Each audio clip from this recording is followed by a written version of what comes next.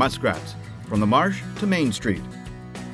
The Wild Fur Shippers Council is keeping its commitment to increasing the value of your fur with this instructional video. It's our hope that with this video, you will understand the importance of fur handling and how it affects every aspect of your pelt's journey to the consumer. Well-handled fur benefits everyone. It's beautiful. Our ownership position in North American fur auctions allows us this opportunity. The purpose of this video is to educate new trappers in the latest techniques on muskrat handling so that you can get the most money possible for your fur. Each step is outlined in great detail, showing you exactly what the fur technicians and manufacturers are looking for. As members of the Wild Fur Shippers Council, each one of you has a part in the success of NAFA and a responsibility to maintain NAFA's reputation for offering the finest quality wild fur in the world. Buyers look for well-handled pelts, and this begins with you, the trapper. I believe that you will find this video to be informative and hope that the methods identified will help you to produce well-handled muskrats.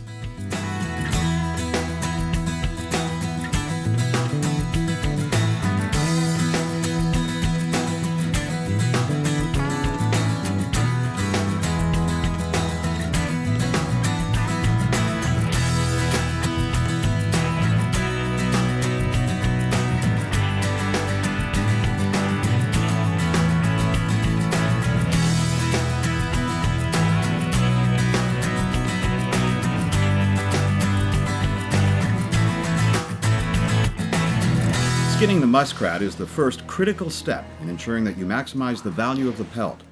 How you skin and stretch it is directly related to the way the pelt is sized and evaluated by NAFA's graders. The first and most critical step is making sure the muskrat is dry and clean. The longer the muskrat is left in the trap, the harder it will be to dry. A muskrat taken from the trap quickly will dry faster. If you can't skin them right away, it's okay to freeze them. If, unfortunately, you're catching too many rats to be able to process, they can be frozen in the round. The things to remember there is they can be wet or dry bagged, but they need to be bagged.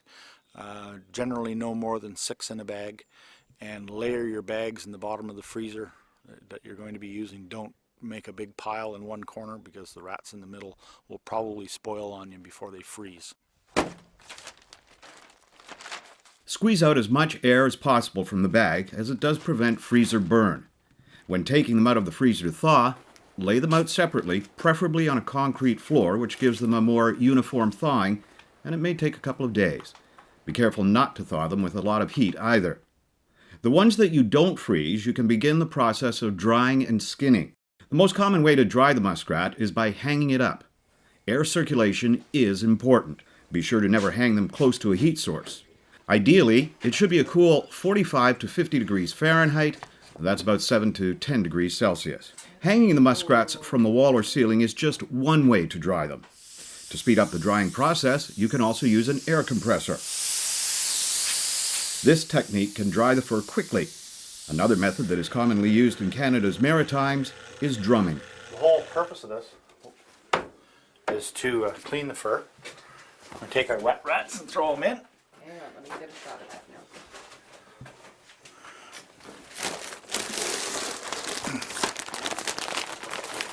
Depend on the size of the drum as to how many rats you can throw in at a time.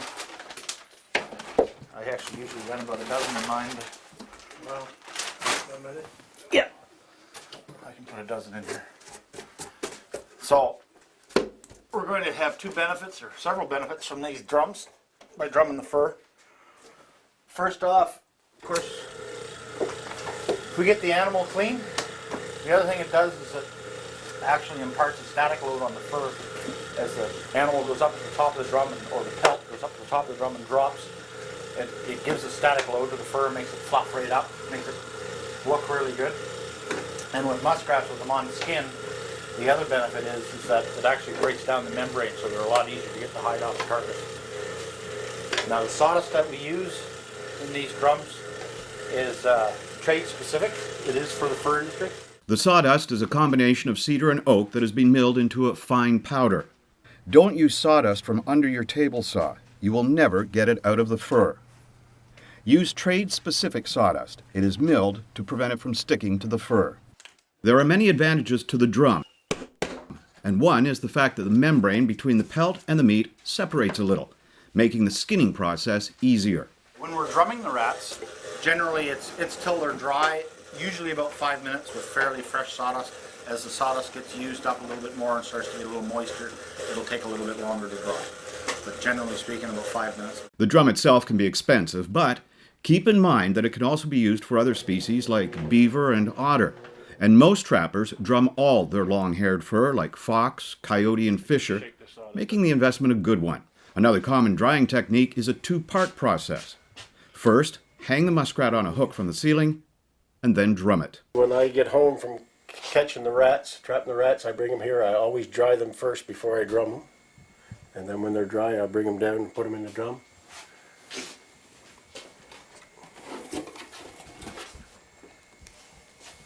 I let them go about, maybe a minute and a half, 2 minutes, but my animals are dry before I put them in. This way, they only need to be drummed for 1 or 2 minutes.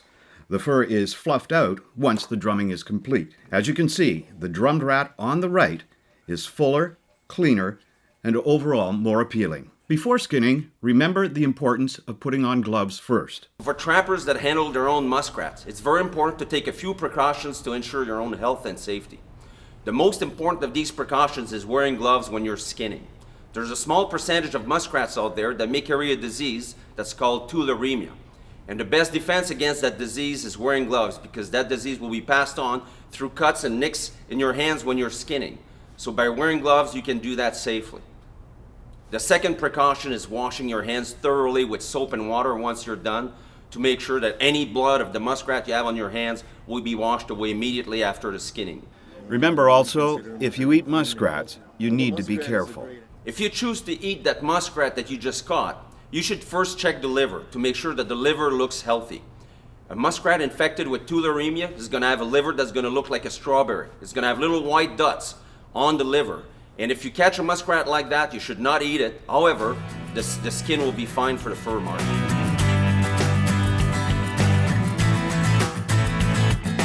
Now the skinning can begin. Equipment is pretty important, not only for efficiency, but because it results in a better handled pelt. Muskrat hides are thin, so sharp knives are important. You will want to make clean cuts and not tear the hide. Some trappers use surgical scalpels. The new Havilon knife is great, and if you can keep a razor's edge on your knives, the styles are endless. These are the knives that I like to use, and just a short knife or whatever. Around the head I use a scalpel, because I'm not very good at sharpening knives, and this stays pretty good, so that's the basic. All these will work, they're just all the same knife. Cutting the forelegs off is usually the first step. This helps avoid tearing the pelt as you pull the front legs through. How you hold the rat for the first cuts vary. Some trappers like to hang the rat for skinning. Ernie Moffat prefers to hang them and is very precise with his cutting. Ernie has won several top lot awards, along with several New Brunswick Trappers Association fur handling competitions. Others prefer to have the muskrat on the table in front of them. It all comes down to personal preference. A unique system is being used by some trappers in New Brunswick. 2 nails are used to hook the rat for the skinning. We will get into more details later in the video. There's 2 spikes about 1 inch apart, and I put the foot in it that way, that holds it. The first cut is critical. Make a cut all the way around the hind legs. This is an important part of the pelt. It's where you will anchor the sides of the pelt on the stretcher, which is important for getting the proper stretch for the proper size. The first cut should extend from the heel of the hind foot across the hamstring up the tail slightly. This leaves a small piece of the tail to anchor the pelt to the stretcher later. This could also be done in reverse, tail to hind foot. Another technique is to use a fillet knife and come all the way across the belly and back. Then cup towards the tail and free the hide on both the back and the belly of the rat. If you prefer to skin your rats hanging, just work your fingers around the back of the rat and continue to separate the hide from the carcass. When you get to the belly, slowly pull the pelt down the belly with your hand, using the knife only for places that won't pull easily. When you are skinning with the knife, angle your blade so it slopes toward the carcass. That way, if you slip, it will cut into the carcass and not the hide. Pull the hide taut and slow, even strokes across the connective tissue. Continue this until you reach the front legs. Work your fingers in front of the legs and pull back on the legs until the hide pulls over the wrist and is free of the legs.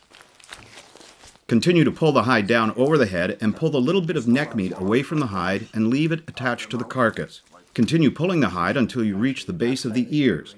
Then make a short cut across the ear cartilage to free the ears.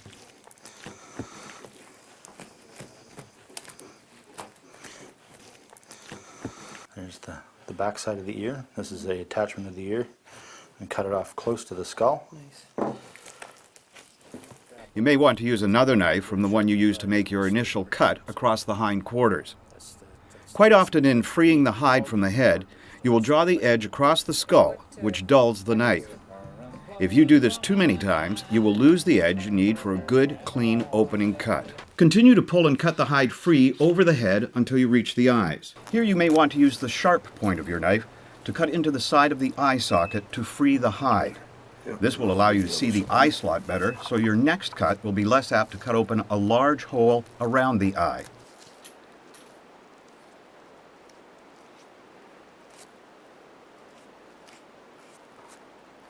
Now, pull the hide to the nose and trim across the base of the nose cartilage closest to the skull so you don't open the mouth too wide. The lower lip can be left on the rat carcass or trimmed when it's boarded. This is important because when the rats are barcoded at the auction house, the barcode is attached to the pelt at the mouth. If the lip is still on it, it interferes with the machine that attaches the tag and sometimes has to be done by hand. If you like the two-nail system and working with the rat in front of you, then after you cut across the back legs to the tail, take the rat out of the nails and put it on your skinning table on its belly. Just make a little cut there and then go from the leg to the tail, base of the tail. Same thing on the other side, the other leg.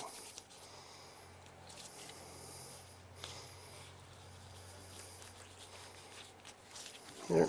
Now lay him on his back and get a hold of your thumb and finger in the two cuts that you made to the tail. Leave a little piece of the tail on for pinning on the board, or for some people that use wire stretchers. And just loosen him up around the belly there a little and down each leg just a little bit. Like that. Turn him over on his belly.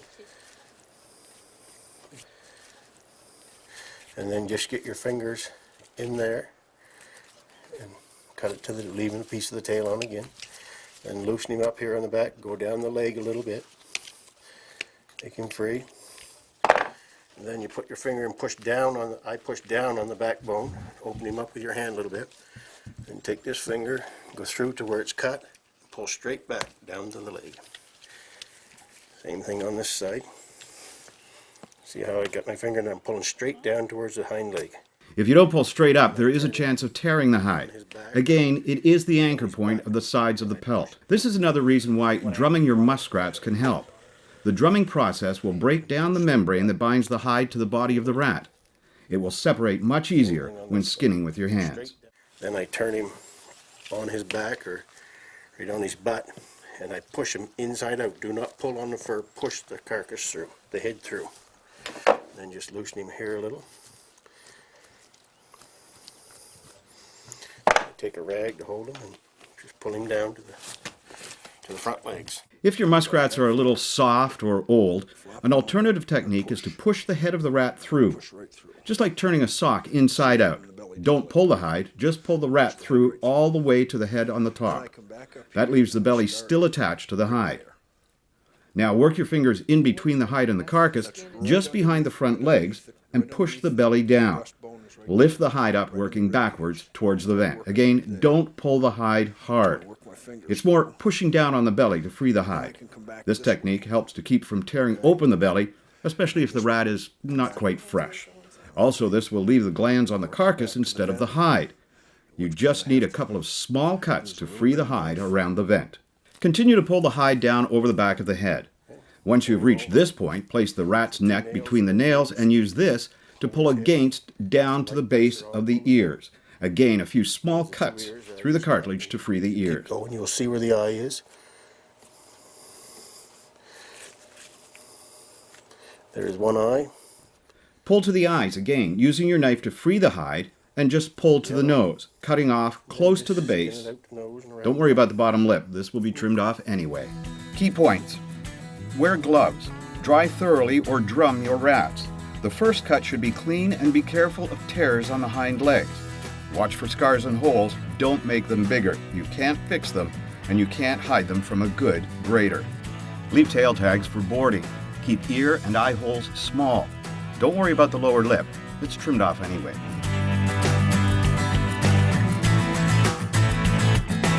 A nice big pair of musk glands. Once you've skinned the muskrat, be sure and save the spring muskrat glands. There's a good market for them, lure makers. Or you can use them to make your own lure. They're located on the belly of the carcass. Gland off of the carcass. Basically just grab a hold of it and pull it off. The name muskrat comes from the musky odors secreted from these glands. The official name is the perineal glands. They occur in both males and females, but are greatly enlarged in the springtime in males. They are located on the lower belly of the males and actually open into the urinary tract and are secreted in the muskrat's urine. The easiest way to store these is in freezer containers.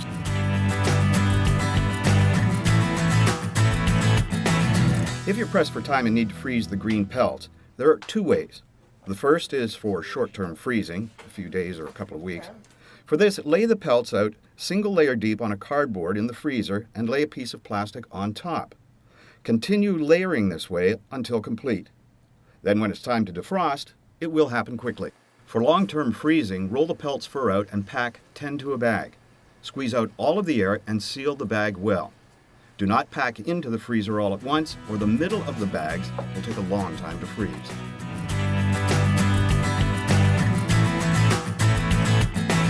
There are several different techniques and tools that most trappers use to flesh their muskrats. Personal preference is key. This fleshing bench is designed for the trapper working with lots of muskrats. There is no absolute way to flesh, as long as the end result is a clean, grease and fat-free pelt, properly stretched to maximize its usable fur, to enhance its natural quality. Remember, the quality and value of the fur on a pelt occurs naturally. The first step is to ensure there are no burrs or dirt in the pelt that can snag the fleshing tool and cause a hole. You can shake and snap the pelt the way you would shake a towel. Shaking it makes it smooth and bump-free and clears out any residual sawdust from the drumming process. When I'm fleshing these rats, you don't have to come right aboard them. All we're worried about is this kind of heavy meat and this fat here. Pay particular attention around the skirt to get that off. If you got any chunks of meat on, get them off. But leave the saddle.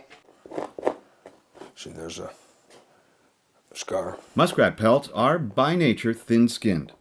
The best quality pelts also have a heavier leather. So one objective of fleshing is to remove all of the fat and leave as much of the muscle membrane as possible. Getting all of the extra fat and meat off it. We leave one part of this on called the saddle. You see this? Mm-hmm. And this will come up around the back, but all of the rest of that, and you need to get that saddle down so that you get any big fat that's underneath it too. So you have to take it down a little bit, and we take all this to the bottom. The best techniques stretch the pelt over a beam or a board of some sort. That anchors the nose, working from the nose back using a scraper. You could use a commercially available scraper, or it could be homemade design. I like to use a spoon for fleshing. I think it gives me a little bit more maneuverability to try to work around the legs and so on. And I just put a little bit of an edge on that. I sharpen it a little bit.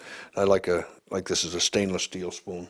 But it just, you don't want it too sharp, you don't want to tear into or rip the hide, but you want to be able to cut the connective tissue and the flesh on the hide as you're fleshing it. And it just gives you the flexibility. I use it, my thumb in it like this, so I've got, complete control of it. Others prefer a spoon of a different design, like Jim Ritchie. Sharpened, but not too sharp. This allows more control of the scraping. Again, what you're trying to do is scrape, but not cut the fat free of the hide. You may need to cut some of the more stringy membrane, but you should use your knife or your scalpel for this. The hardest part to flesh and the heaviest fat buildup is around the front leg holes and shoulder. It's here that some of the fat is actually under the muscle membrane. Be very careful scraping old scars. You don't want to open these up. In fact, it's better to leave a little fat and membrane over these areas. It only takes one hole in the wrong place to downgrade the pelt to a slight damage. In the same sense, there's no advantage to try and hide a hole. Graders see hundreds of thousands of rats each season. They don't miss much. Work in sections, scraping, doing one side at a time. My nephew that used to trap with me he turns that completely around this way, and then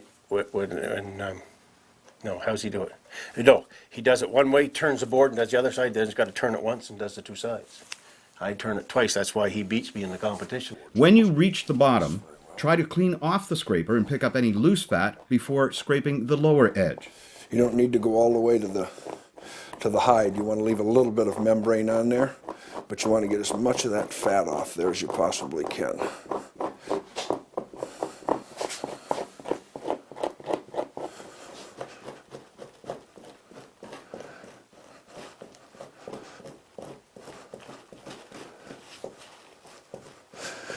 I'll trim this bottom to get anything off from that, so that's pretty clean. Then scrape all the remaining fat off the pelt. Often there is a small ridge of meat and fat at the very bottom of the pelt. Leave that for now. That can be trimmed on the board. Key points. Don't over-scrape. Be sure to clean off all the fat and leave the saddle. Flesh easily over scars and holes. And be careful scraping over the nipples on females.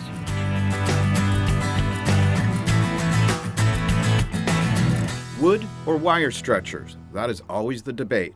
The muskrat boards that I use are homemade cedar boards. I plane them as thin as I can possibly get them. They're about 1/4 inch thick. And these are cut to the NAFA pattern set.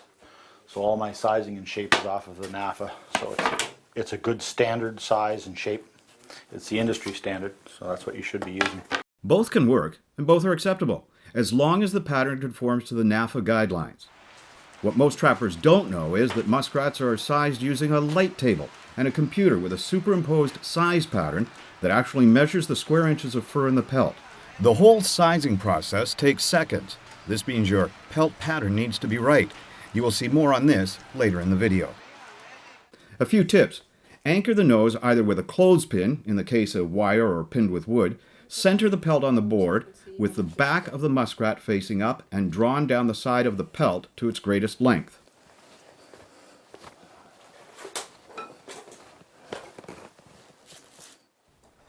Don't stretch down the tail. Pin the sides, then take the tail and pin it loosely. And be sure they are even.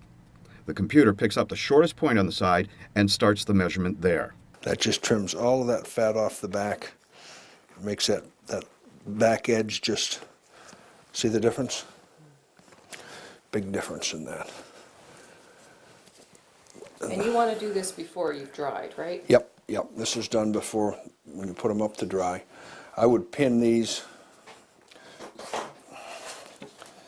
pin those holes together. A little bit of fat on there.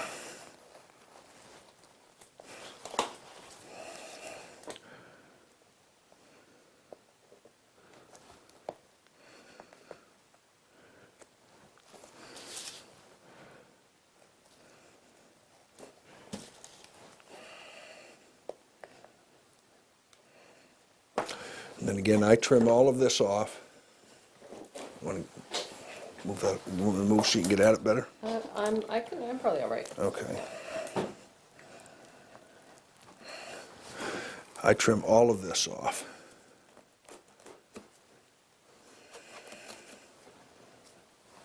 It just dries faster.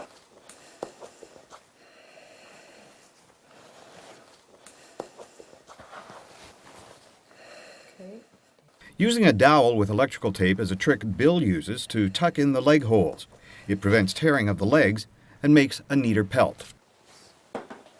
Now the pelt should be hung to dry in a cool 45 to 55 degrees Fahrenheit or 7 to 10 Celsius. Make sure there is good air circulation. Do not dry in a hot area or near a wood stove. This will cause the pelt to become brittle. Key points. Pull down the sides first and anchor evenly. Allow the tail to ride up and pin loosely. Pin all large holes closed. Trim the lips and the bottom edge of the pelt. Dry cool with lots of air circulation.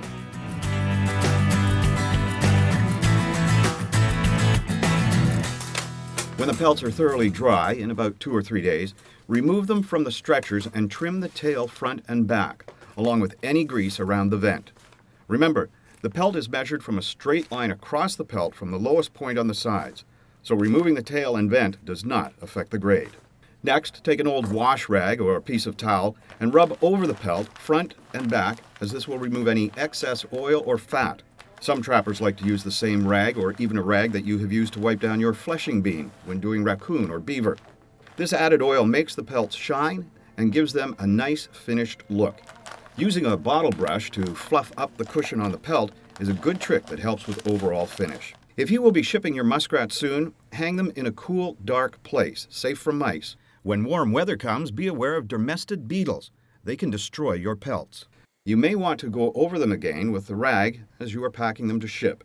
If you get some wet weather, it's best to move them to a more heated location so the pelts don't get damp from humidity and lose their stretch. If you plan on holding them for some time, the best and safest way to hold them is by freezing. Wrap them well in plastic and get out all of the air. Tape them closed and freeze. Take them out a few days before you're ready to ship and hang them to air dry.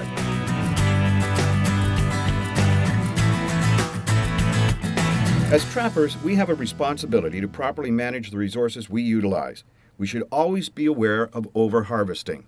Muskrats are easy for trappers to manage. The populations are very localized and easy to identify adults from juveniles. There's 2 seasons where trappers can harvest muskrats, the fall and the spring. When you trap muskrats in the fall, you're going to catch a large percentage of juvenile muskrats, and you can identify these muskrats with the skin the pattern on the leather. Normally on a regular catch, you should have more juveniles than adults. And by looking at your muskrat skins, you can tell whether you're over-harvesting an area. Typically, if you catch mostly adults, you're probably catching too many. It probably should slow down your catch. You will know an adult from a juvenile by looking at the skin. The way to tell apart adults from juveniles, the adult will have mostly a mottled pattern on the leather, whereas the juveniles will have more like a symmetrical pattern with strips of either black or white leather in the middle, depending on when the muskrat was caught. When side by side, it's very easy to tell the difference between the juvenile and adult fall muskrats. As you can see in this picture, it can be difficult to tell age by the size. Keep in mind also that trapping muskrats in fall and winter is best. Trappers can harvest muskrats either in the fall or in the spring. If you have a choice, harvesting muskrats in the fall is always better, because a large percentage of your population is going to die over winter anyway. This is the tough period for muskrats. So if you decide to harvest your muskrats in the fall, a lot of the rats that you're going to catch are not going to be there come spring anyway. So this is a much better time to harvest your muskrats. Spring trapping can be done, but be vigilant and don't over-harvest. If you choose to trap muskrats in the spring, you should use a little bit more caution, because the muskrats that are there when you're trapping are the ones that are going to provide your breeding stock for next fall and next spring. So if you trap in the spring, just make sure to go easy and stop as soon as you start seeing bite marks or holes in your pelts.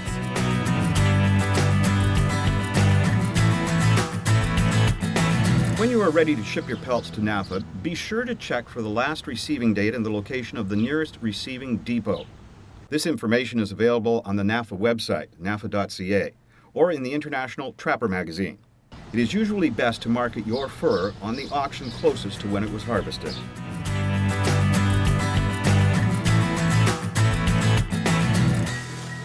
When the trapper's pelts arrive at one of the NAFA facilities, the bags are opened and each pelt is affixed with a unique barcode tag. First, the barcoding process begins. This tracks the pelts throughout the auction process. Each trapper's pelt can be identified and the final sale credited to the proper account. The pelts are then separated by species and combined with other trappers' pelts. The first phase of the grading process is sectioning the muskrats. Most muskrats fall into 2 large sections, eastern and central.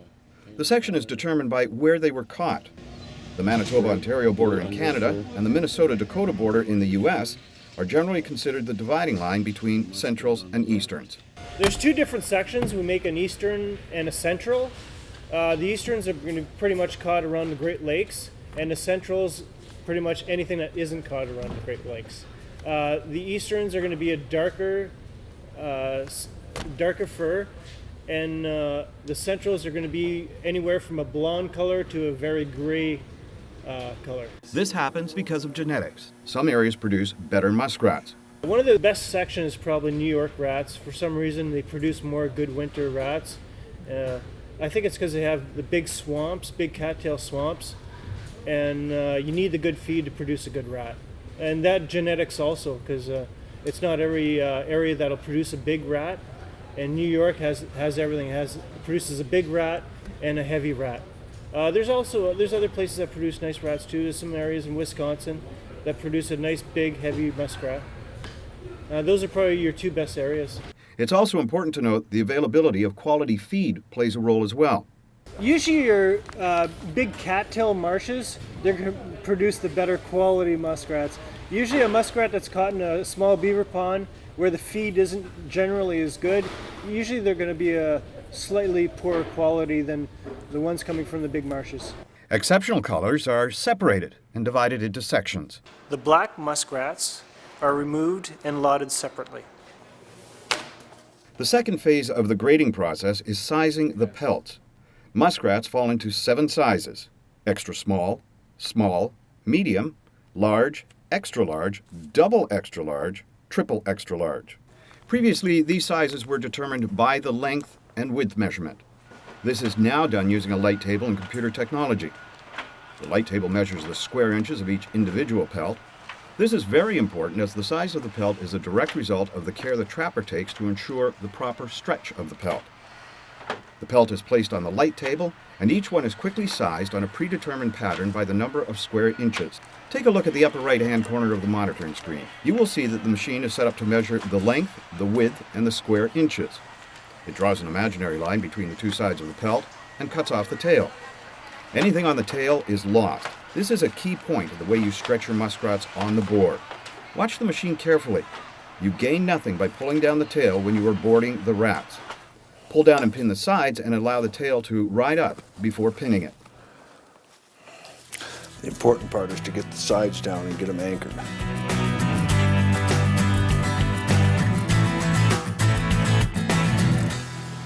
After sizing, the pelts are moved to the grading benches for final grading by the senior technicians.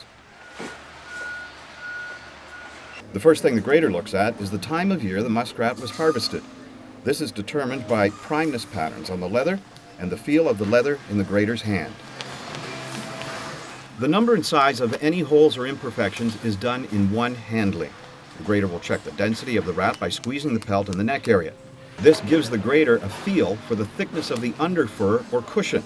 Making sure the cushion is as heavy as it can be is important and is a result of how it was handled. Remember the drumming process and the importance of drying the muskrat before skinning it? Also a little tip. Using a bottle brush, as seen here by Roger Milligan of Maine, this goes a long way in enhancing the cushion of the pelt. A look at the fur by bending up the tail is a way to verify the density. A top quality winter rat will have a distinct break under the fur, almost like a line across the fur. You can't create that with your handling. It's in the quality of the pelt. But you can either enhance it for the buyers to see, or leave it matted and greasy so it doesn't stand out. The way you treat the fur could make a difference in the way the pelt is graded. This is a good time to visit the seasons that muskrat pelts are divided into. Muskrat pelts are trapped in 3 seasons: fall, winter, and spring. From there, they are broken down into 7 categories: average fall, good fall, average winter, good winter, select spring, average spring, and poor spring. The natural occurring quality of a pelt is most often determined by the season when it is harvested. The primeness of the muskrat improves and declines in response to the length of day or sunlight. This is very easy to determine by just looking at the leather side of the pelt and the amount of dark or unprimed leather. As a general rule, the darker the leather, the earlier the pelt was harvested. Fresh muskrat pelts should have a healthy, shiny look. You can help this by rubbing in the oil on the pelt. A yellowish colored hide is an indication of staleness, not of primeness. With a little practice, all trappers should be able to grade their catch to the seasons. The very best muskrats are easy. They are harvested in winter. You can feel the cushion. They have a heavy, oily leather, clean of all fat, have no imperfections or holes. The beautiful blue tint in the underfur is a thing of beauty. Many of these muskrats are used for shearing. SSLs are super select, the top lots. These are the very best pelts of the select spring and the good winter categories. Good finish. SELs are select. They contain good winter pelts and good spring pelts, harvested in the late winter and early spring. Firsts, the average quality pelts harvested in the early winter to mid-spring. Average winters and average springs. Firsts and seconds, these are all three categories of this grade depending on the time of harvest. First and second, good falls. These are better quality muskrats harvested in the late fall. Dark, very dark down the center. First and second, average falls.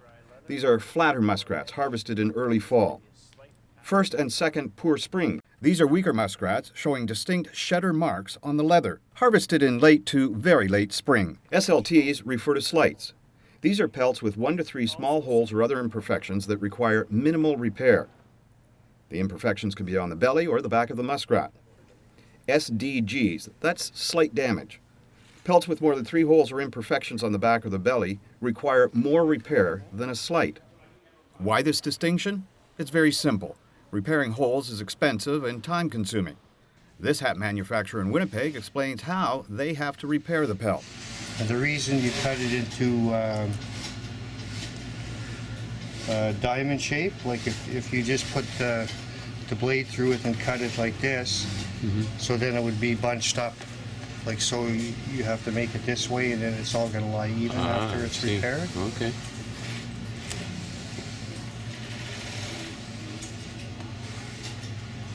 And you can do it this way up until about the size of a quarter, like the hole. And if it's any bigger than that, you usually have to drop it out. Very simply, large holes require more extensive methods to repair them and cause a greater loss of usable fur.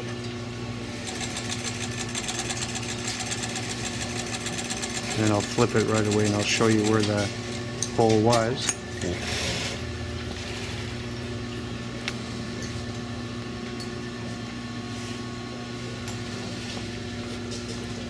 And then once this is blocked out, it'll come even with the rest of the skin. DGDs. This stands for damaged. These are damaged pelts with imperfections that require major repair. A grade of damage is just that. It's the same no matter what season it is harvested. A good fall damage is the same grade as an average spring damaged pelt. Fourth section. These are badly damaged pelts, which include badly tainted pelts, mice and insect damaged pelts, moldy pelts, badly torn and bitten pelts, or very poorly handled pelts. They have no commercial value and receive an NCV grade. Only about 5% of the muskrats coming into NAFA's auction fall into the last 2 grades, damaged and badly damaged. And with some of those, the damage is unavoidable. A good portion, however, is attributable to poor handling.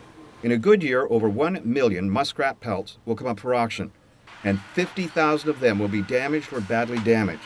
Improving the handling on those muskrats would help bring their value up to the $10 average.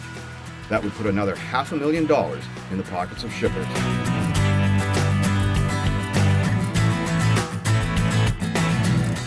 Shedders are muskrats harvested in the spring as a muskrat passes its prime.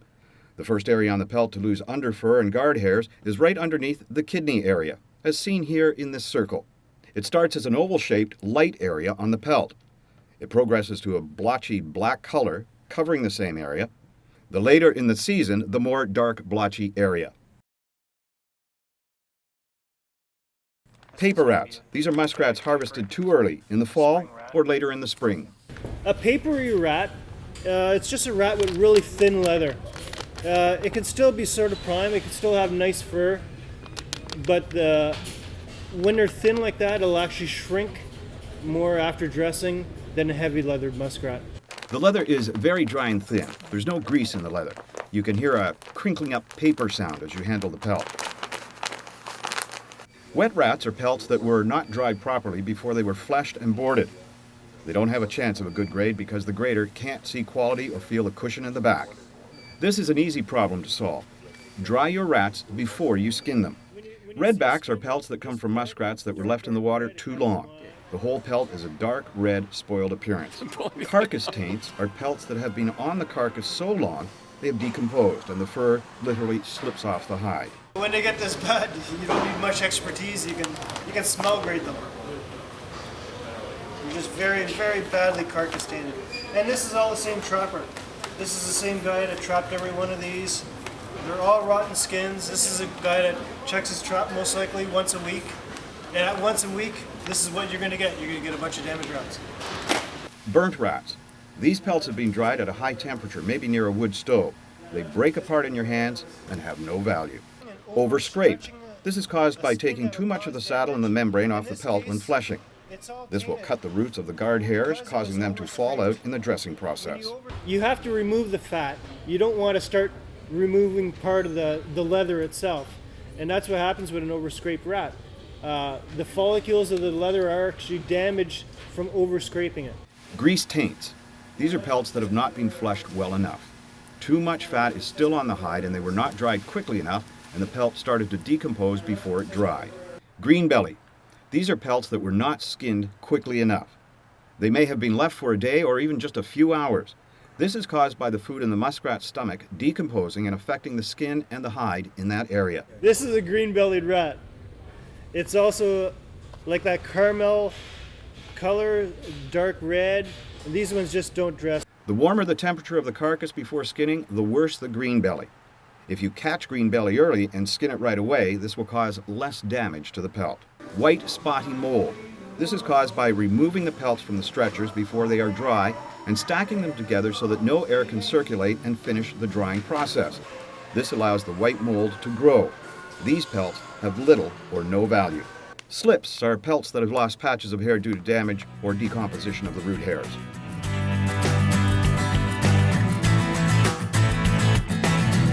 Many people think that muskrats are better in the spring, but is it true there is a change in the color of the fur in the spring? When you notice it's all the same creamy color everywhere, well, it's a spring rat.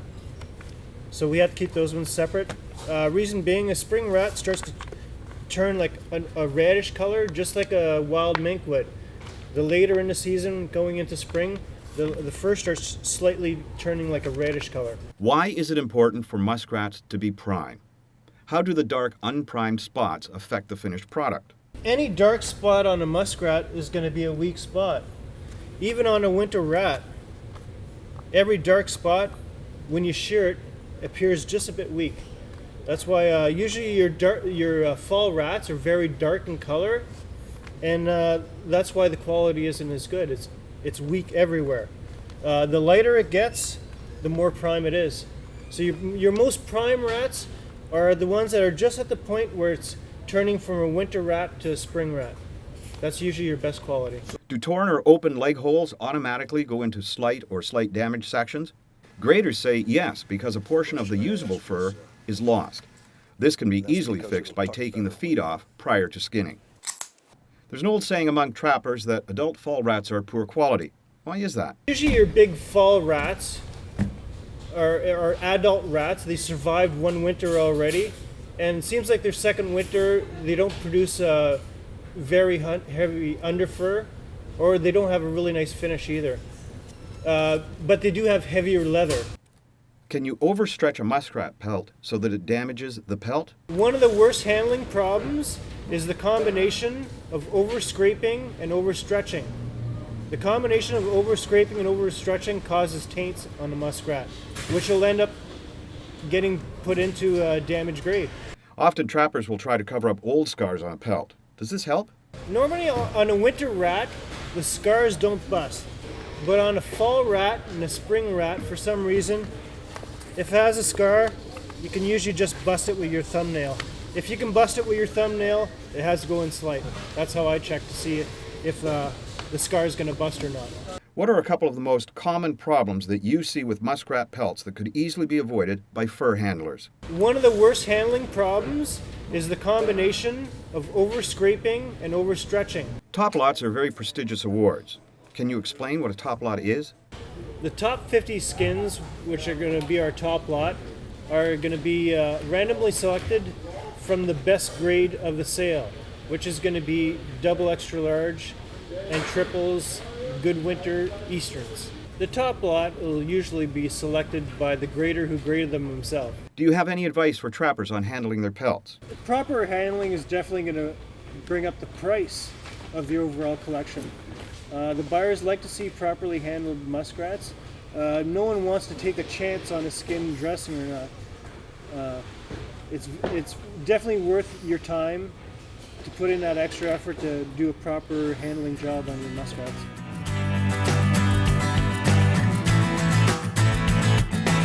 After the pelts are graded, a random sample of 50 pelts is selected from each grade and strung together and given a lot number. These are called show lots. These lots are placed on display just prior to the auction for the buyers to evaluate. The rest of the pelts in each grade are moved in bulk to be packed for shipping to buyers after the auction sale. For the auction, a catalog is printed listing each grade of muskrat pelt and the lot numbers of that grade. The catalog is what buyers use to help them determine which lots of muskrats will suit their needs. And because there may be thousands of muskrats in each grade, they are broken into what is called lots.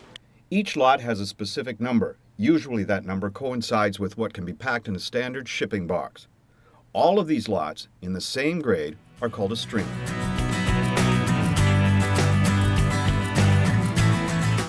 So the first ones you start catching early in the year have very dry leather. Very dry leather, and the finish is it's poor. NAFA works hard with new buyers to help them become familiar with the different types of wild fur, including muskrats. All the good rats are always greasy. The idea is to ensure that buyers know what they're getting and what to look for. It is a service that is invaluable for new buyers to the auction. There's good winters, and this is the top lot. They're very thick, nice guard hairs on it.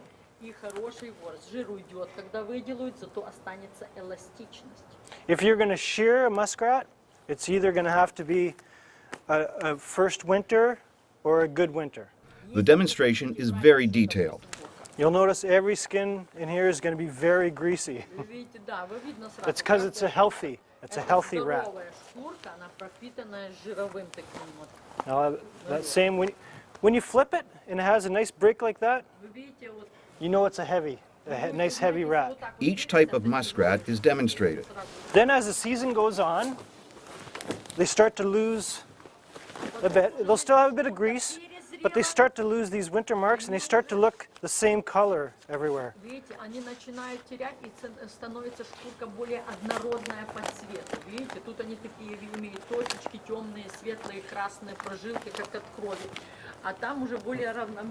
So this is a good spring rat. The quality is still very, very good.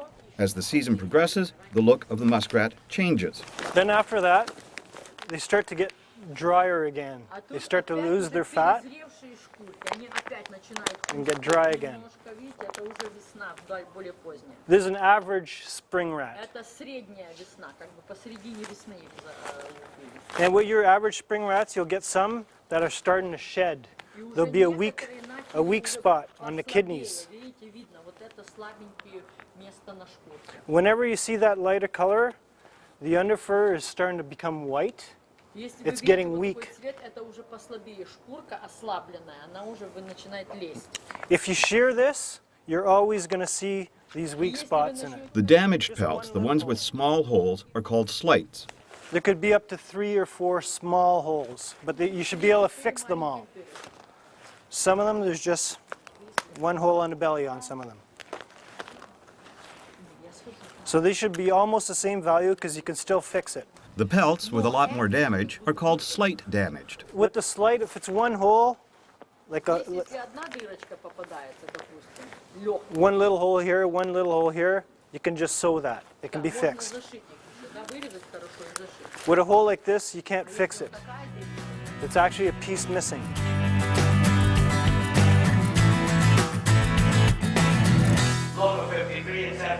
When it comes to the actual auction, bidding is done competitively, and many buyers have been honing their skills for years. They know the product and they understand the process. We've been buying muskrats for over 50 years. I think we've handled more than 5 million in that time, and we make plates and all sorts of things from muskrat. A plate being you dress the skins and then you put them together, match the colour and so on. We sell some natural, some dyed, and the purpose of that is it could be used for trimming, it could be used for jackets. Many, many years ago, when Europe was really a big consumer of fur, the muskrat was used for coats. It was called, in German for instance, Natsbisam, mink muskrat. In fact, Michael Lafriand has been in the fur business for 50 years and began his career in London, England, sorting muskrats. He knows his stuff when it comes to muskrat pelts. I remember one of the first items that I ever sorted as an apprentice at the Hudson's Bay in London was muskrats. They used to bring in these sacks, and we used to open them up, and then they said, put them into different grades, and behind me were baskets, tall baskets, and he used to throw the big skins in there, and the second big skins there, and the damaged over there, and it was very, very interesting, and we picked up on muskrats pretty quick. Like many other buyers, Michael buys muskrats for several reasons. Different grades of muskrats serve varying needs in the manufacturing sector. They can be used for hats, coats, jackets, and even trim. Very simply, he says muskrat pelts can be turned into beautiful garments. We shear the flank, the belly. We sew the plate and then shear it down. And it has this magnificent grey colour with gold border. It looks wonderful. When it comes to bidding at the auction, Michael plays his cards carefully. He chooses the best pelts and will bid on them. He admits that if a pelt is of high quality, he doesn't mind paying for it. I don't mind them paying that price for the good musquash. As you watch this buyer examining the pelts, it shows the importance of drumming the muskrat and cleaning the grease off the bottom edge. Most buyers will examine the pelts closer than the graders. This is why the lower end, the damaged pelts, are not as attractive because of several reasons. The cost fixing the pelt can be considerable. Repairing damaged pelts and sewing holes, along with shipping the pelts overseas and dressing, can become too expensive. This makes the buying of the lower end goods unattractive. 5.5% auction fee, and then shipping the goods to China, and then you've got to dress them, and all what have you got afterwards? A skin with many holes, okay? And we're not buying Swiss cheese. The labour content, as you know, in a muskrat is very intensive. A small item contains a lot of labour, the dressing of the skin. Others purchase muskrats mainly for hats. Mainly in the construction or the building of muskrat hats. A lot of them go into our RCMP, our OPP, the QPP force, our federal prisons, guards and so on. They all wear the same style. And this is government tenders that are often let out, and two of the companies I work with win the tenders sometimes. Most buyers look for higher quality pelts. Patterson notes that NAFA has the largest selection of muskrats, which makes the NAFA auction important to him. Well-handled muskrats always go into the better grades, which fetch higher market value, and it's good for the auction, good for the companies using them, and also very good for the producer, the trapper.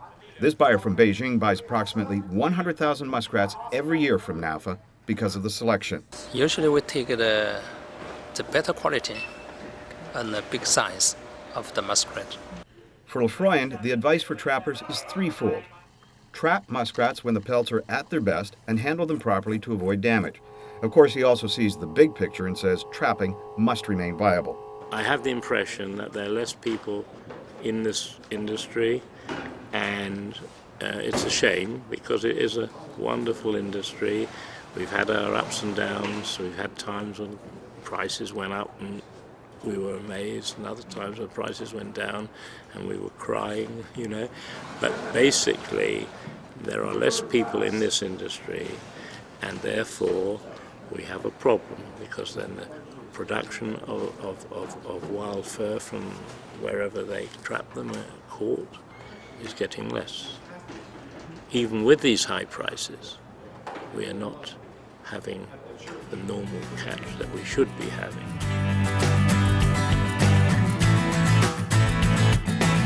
When the bidding starts, each buyer has already marked his catalog with lots of muskrats that have the quality he is looking for. A lot of buyers, when they're putting values on their samples, they write it in code so that nobody knows what they're writing. Always the very first lot of each species listed in the catalog is the top lot. These are the best of the best. It's very prestigious for the trapper to have a pelt in the top lot. This is equally prestigious for the buyer, who also receives a plaque in recognition of their top lot choice.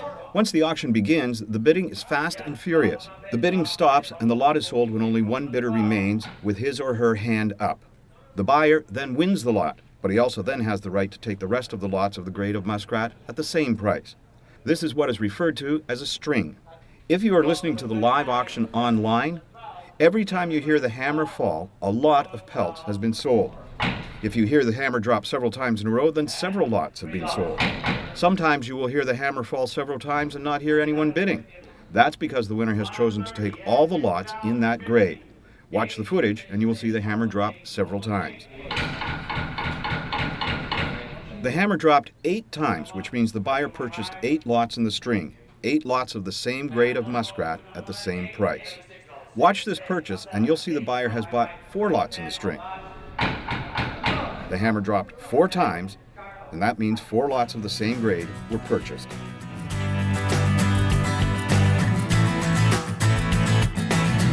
Once the auction is complete, the pelts are shipped to the dressers, where the process begins to turn them into garments, hats, or other accessories.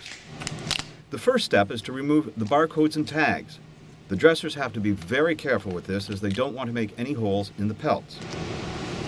Next step is to cut down the middle to open the belly and open the pelt completely. Then the dressers tattoo the muskrat head with the customer ID and record it.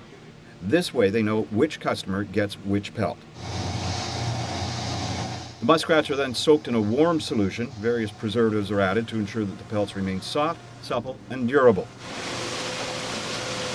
Once the muskrats are removed from the tank, they are placed in a drum and spun to remove excess water.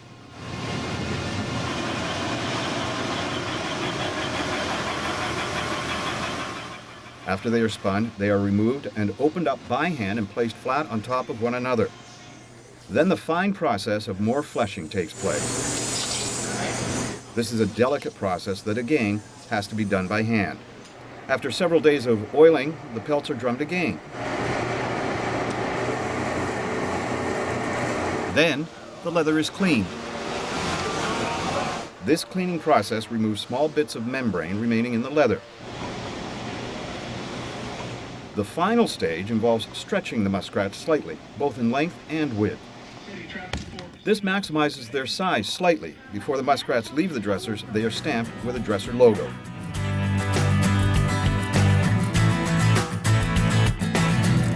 One of the most popular hats is the muskrat Melton hat. Production is painstaking work. Each pelt is examined closely and any holes are cut out by hand in a diamond shape. Cutting in a diamond shape will prevent the leather from bunching up once the pelt is sewn together. Each hole has to be sewn up individually. The leather is then moistened with water in preparation for blocking. The blocking process adds size and makes the leather easier to cut. Each pelt is stapled down onto a board for sizing. Once dry, the pelt is removed from the board and the staples removed. Patterning is next. The hat patterns are traced onto the leather and numbered. The pelt is then cut according to the pattern. Each cut is done individually by hand. Once each piece is cut, the edges are dyed black. This is done to camouflage the white edges in the leather. Now the pelts are ready to be sewn into hats. The hats begin to take shape here. Again, each step of the process is very detailed and done by hand. The shell and liner are then added. The hat is turned inside out and any holes are sewn shut.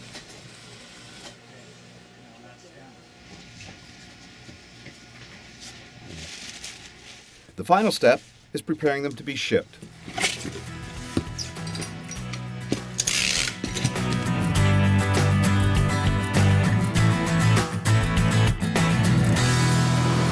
In China, the manufacturing process is similar, but on a much larger scale. The factories are larger and the volume of the fur being processed is also larger. It is here that the fur is turned into fine garments for a market that is larger than anything in North America and Europe. Once the pelts arrive at the warehouse, they need to be matched for each individual garment.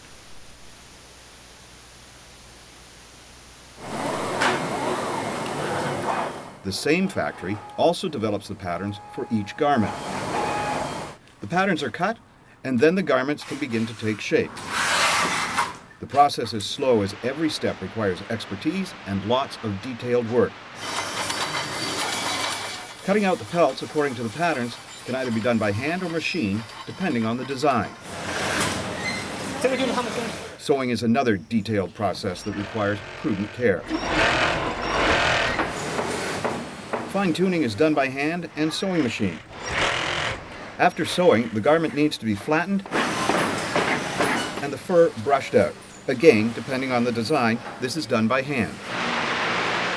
The leather is then moistened with water in preparation for blocking. The blocking process adds size. Blocking is done by stapling the edges of the garment to a board.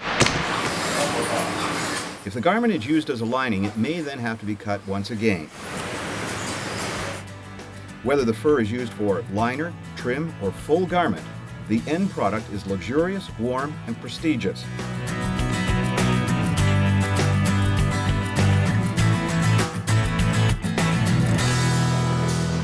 Consumer demand. That is what drives the entire chain, from Marsh to Mainstreet. NAFA, with the Wild Fur Shippers Council, are committed to increasing the demand for our members' furs. Through our promotional arm, the North American Fur Association, we spend several $1 million a year creating consumer interest and demand for our product. We know that we must be willing to invest in our future. If there is no demand for our furs, we will all be animal damage control agents. NAFA markets wild fur, including muskrat, around the world in all key fur markets: China, Russia, South Korea, and Eastern Europe, along with North America. This is where some of your promotional dollars go. The fashion shows are exquisite, elite affairs complete with fashion reporters, VIPs, and government officials. This marketing ensures that fur remains in fashion magazines and in stores, and it's an investment that pays off in spades come auction time. Buyers are aware of what's in vogue and what isn't, and they purchase their products accordingly. Did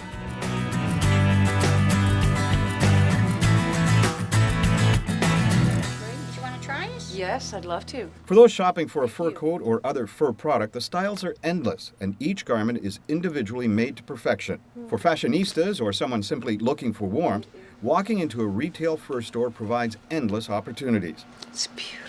A muskrat coat or a coat trimmed with muskrat will provide warmth, luxury, and long-lasting elegance. As you have seen, everything you do as fur producers has a direct effect on the end product. Hopefully this video has given you some insights into what happens after your pelts leave the fur shed and helped you to improve your skills as a fur handler. Developing a sense of pride in your well-handled fur is the mark of a real trapper.